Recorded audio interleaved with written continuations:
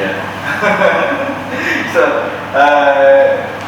for a start, maybe you can tell us a little bit of your background in terms of maybe how you two came together as artists, from your independent practice, and then how you came together.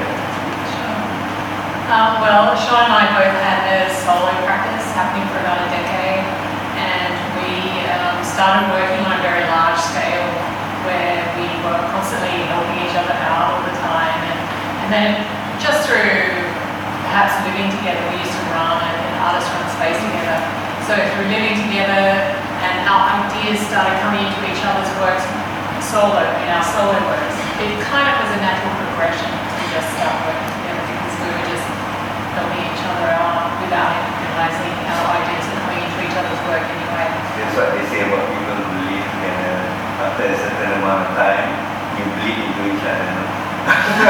No, we help each other. It's amazing. No, it's true though. Like sometimes if we go to a party, I rock up first, I will ask all these questions. Sean comes 10 minutes later, asks exactly the same questions. It's quite boring. Can you describe to us a little bit about your individual practice, how it was or what it was? I'd say broadly, I was concerned with pop and political side of pop and consumerism, and I think Claire's work, if I can paraphrase, is more about the architecture and mechanic. Yeah, so I'm more concerned with the domestic space and what the home means. And at what point, how many years ago did you decide, okay, let's do this as a collaborative work? Our first exhibition was in 2001, I think, and that just happened by accident because we were at that stage doing our MFA at the College of Fine Arts in Sydney, and we were going to have a show showcasing works that we've recently been working on. We thought the space was super interesting. It was like an old Greek Orthodox church. We thought, hey, let's just do something fun with the space, interact and engage with the space rather than present all our work. So that was kind of. So that was the first time you made an artwork together in one piece. Yeah. So it was more installation based. So more an intervention within the space. Yeah. And what was the thing that clicked that made you say, let's do this from now on? I think it's more like a lot of things. We didn't write a manifesto or anything like that. It just kind of felt like a natural kind of progression. But it wasn't for another couple of years that we actually did our next work together. It took another. Yeah, it was 2 years later after we completed our MFA, and we also applied. We had this idea to do an old project called the Cordeiro project, where we acquired a house that was demolished from the property and took the entire house to the gallery. And we got funding for this, and the funding at that time was equivalent to the first homeowners grant in Australia. And so here we were, this kind of couple that could enter into the housing market with $10,000 to help with home ownership, and here we were with $10,000 from the Australian Council having our first home. So that was really the beginning, and from there on I think we found it more. I don't know how it really came about that we kept showing together from there, but we suddenly got busy and there was no time for the solo stuff. Yeah. So it was very natural. It was not a hard kind of one day you decide, it works best this way, let's do it this way. It was a slow. I think we just became busy. It was very funny, we just did this work and then it generated a certain momentum and that. That's right. But of course you connect, in order to do this, you have to connect, your ideas have to connect at a certain point. So what's that idea, what's that thing that they actually never do connect. No, it's Sean will say, hey, I've got this idea, and I'm like, are you really sure about that? And I'll say to him, what about this? He's like, maybe you need to without that. So we always file away these ideas. Until now. Still now. Yeah. Still now. We're just like, So just put it in a book. So how then do you resolve the art making process? Because if you disagree, you have a really strong opinions on what should be on the art, how do you say that, okay, it's finished, it's done, like we're happy? It's funny, it's weird because we do come from very different viewpoints, but then also at the same time we were trained by the same lecturers. And so I think our whole concept of art and also our visual sensibility is really comes strangely together. linked. Like we will both know when work is finished, or we'll both know when something is like that's how we want it. And rarely do we get to the point where we're like, no way, I don't like that. Yeah. When the work has been fabricated and it's already executed, there seems to be no problem. But it's just more or less in the concept and that kind of area of creating work that is problematic for us. Which is actually, could be better when there's two of you instead of one. At least you have somebody to bounce it, It's true. Well, but it's also always I think like it's really nice to have someone to bounce off and ask. But then again, also you can create your own universe too. Like we can create a world where we think we're totally correct and we know what we're doing. Yeah, or you can lose yourself. Then we can be, and we feel secure within each other's agreement. But really, when it comes to once it hits the outside world, we can be totally off. Yeah. But I think sometimes that has happened.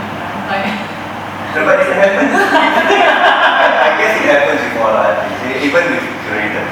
Sure. It happens too. But at least you have a friend. Yeah. It's so true. You're fighting with yourself. We've got friends who are painters who, in the end have given up because of the nature of it being so solitary, so isolating. So Well, that's the really interesting thing about art. It's really one of the few things you can do in life where you're just by yourself. Like some people have art practices, they can not see people for like a week or so, so they're just like in a room by yourself, going crazy. So the humans are actually group animals, like dogs or monkeys or whatever. Humans need other humans, so it's a nice, in terms of creating art, it's a nice to make it.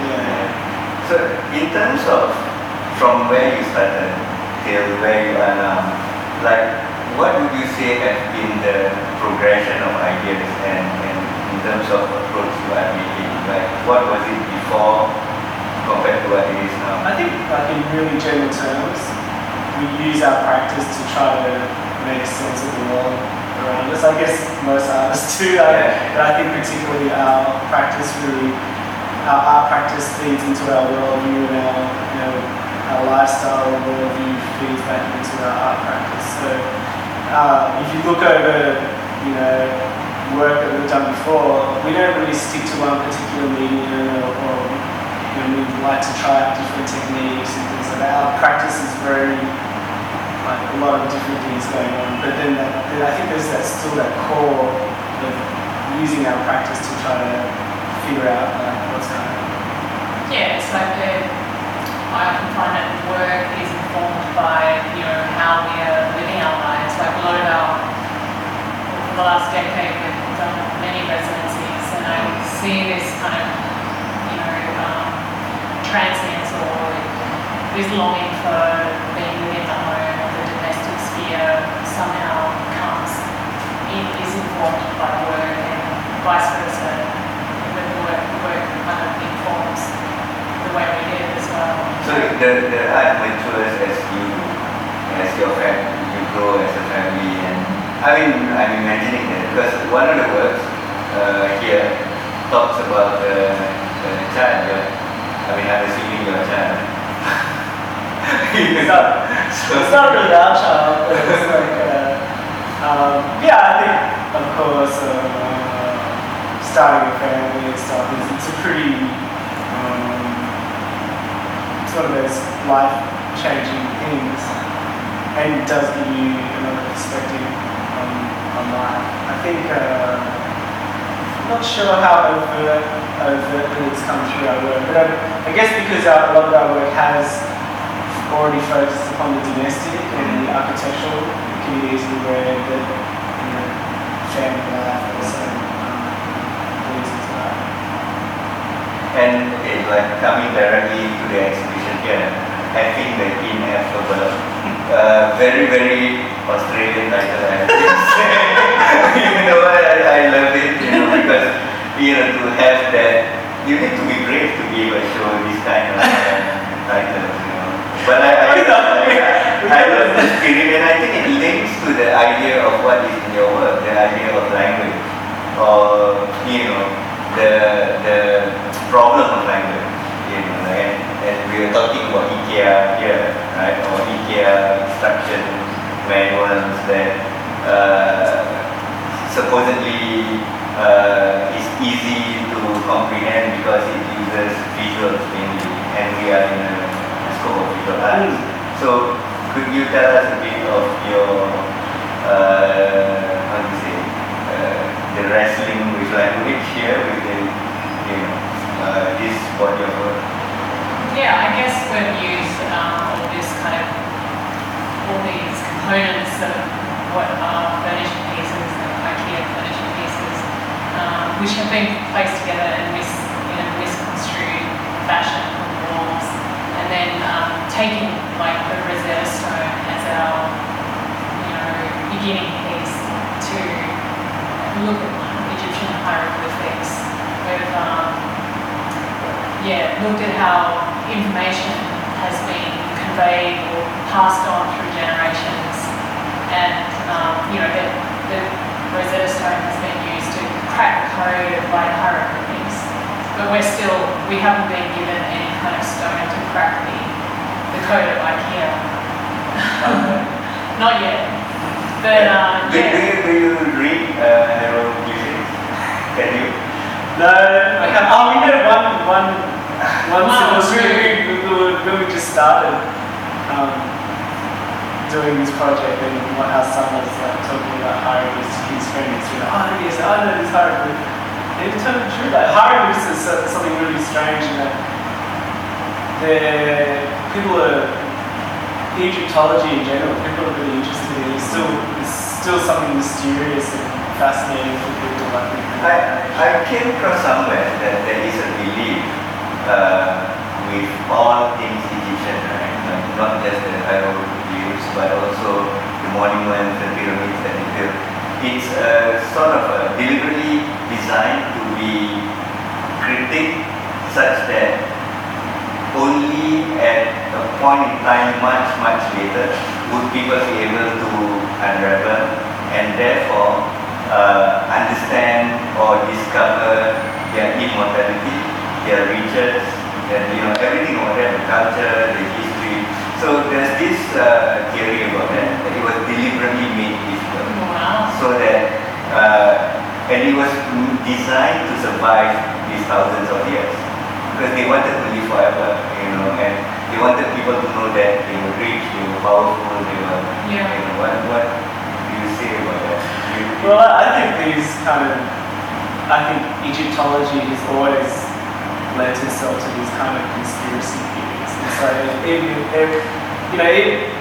from the beginning when they lost the ability to read hieroglyphs, that already created this mystery. And that only happened like within 300 years of the culture dying. So at one point people thought that all hieroglyphs were to do with religion, and all hieroglyphs had some kind of mystical subject matter or whatever. So I think like people often say, it's like, I can understand why people kind of I think Egyptology is very fertile ground for people's imaginations. Yeah. That's what I think. Why would a race of people decide they're not going to tell everybody the secret of life when they were like thousands of years? Like, what's the point of that? Like, why do you have to let so many people not know? Well, I think it depends on like how much drugs people smoke. Like people think of crazy things. Like thinking, we've got, which is what all this show's about. It's like, well, we have all this information, we can have evidence, not evidence, but we have these clues.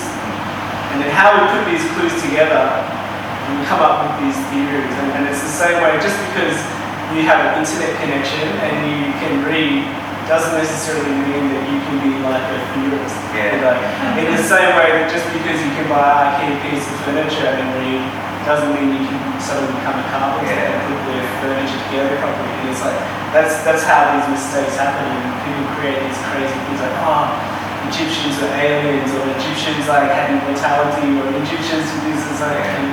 But what's interesting you said there is that people who buy IKEA furniture, and assemble them through much difficulty of using the manual, cannot consider themselves as carpenters.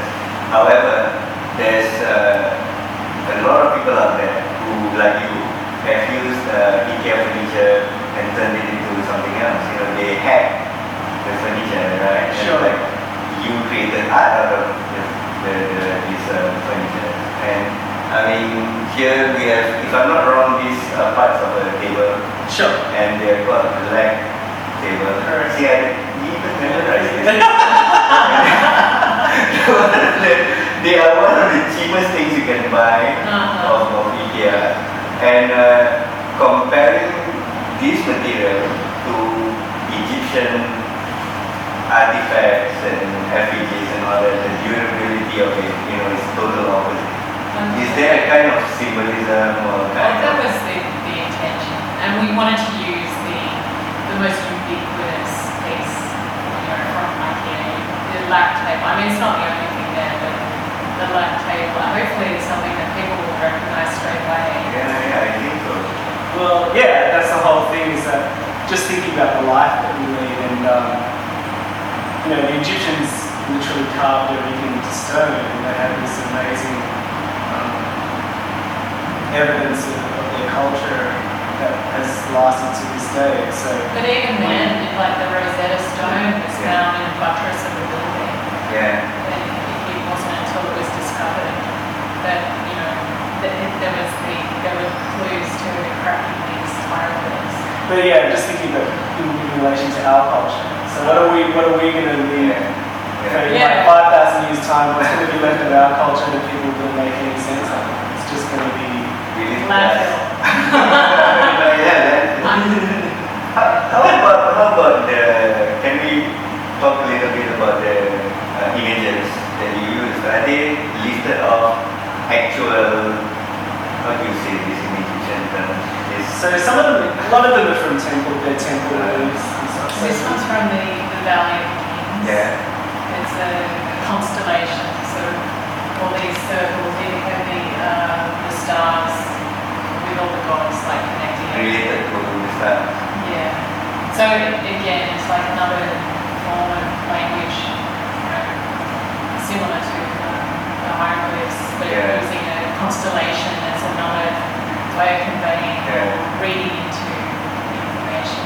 It is really interesting, this thing, what we're dealing with here in relation to language and also visual culture, visual language. Because like we've mentioned, the IKEA manual is visual, but it is often misread. I think same with the Egyptian hieroglyphs and all other inscriptions. Like you need to misread it, like I don't know, countless of times before you actually understand or get what it really is. I mean, that's so true that applies to this piece on the right, the Dendera light, which, I mean, it has a lot of symbolism in there, and it's all about fertility, but there has been like other readings by French archaeologists that suggest that perhaps it is proof that the Egyptians were the first to use electricity. So yeah, that's another. So that's the connection from 5,000 years ago. 5,000 years, right? So they could be right, and they deliberately kept themselves up, to tell you that we found it. Like doing some research on this artists who use new media and the idea of technology, Wi-Fi and all this. And I said to one of my colleagues while we were doing research, I said, I think conceptually Wi-Fi is not new because shamans have used it for thousands of years. You send something to somebody, you send a spell, you don't see it coming, and then it hits you, you fall ill. They know the frequency that they need to send the spell through, to somebody, and then our body is the receptacle, so we are like the modem that takes in, open and connect, Well, that's the thing. I mean, there is that often that people we're very enamored with the technology that we have and how we communicate to each other and stuff like that. But maybe there are even more subtle forms of communication that we have like lost or haven't studied. I mean, simple things like if you're standing around in a room and then you can feel someone's looking at you, like behind you, you just turn around and sure enough, someone's looking at you. Like, what kind of sense is that? I mean, like, I don't want to get too much into conspiracy theories and stuff like that, but there could be another sense. I mean, we're still on the cusp of not being. We haven't discovered yet. So, thank you, Clan and Sean. Thank you. And maybe a last thing from you to know what you're doing next and what we should look forward to after Singapore. Well, there's a few things growing. We've got some public commissions happening and a few exhibitions. What do you want to talk about? We're currently doing a residency in Wellington, which will finish up with the exhibition there, and then that's with Massey University and also the local council of Wellington. So that will wind up in mid-January. And then once we get back to Australia, we'll be working with kind of this project with the Art Gallery of New South Wales and also this regional gallery. And they're taking part of their collection, which deals with land art from the 70s that John Hampe collected. And we're creating artwork which responds to that collection. And we put that in space. And then we're going to... Sounds like a easy So, well, then in 2018 we'll be in the Australian Biennale. Where was that? Adelaide. Congratulations. We hope to visit you there then. But also, we hope to work with you again sometime in the future. Probably. It's all very exciting. With exciting platforms. Yeah. So thank you for coming.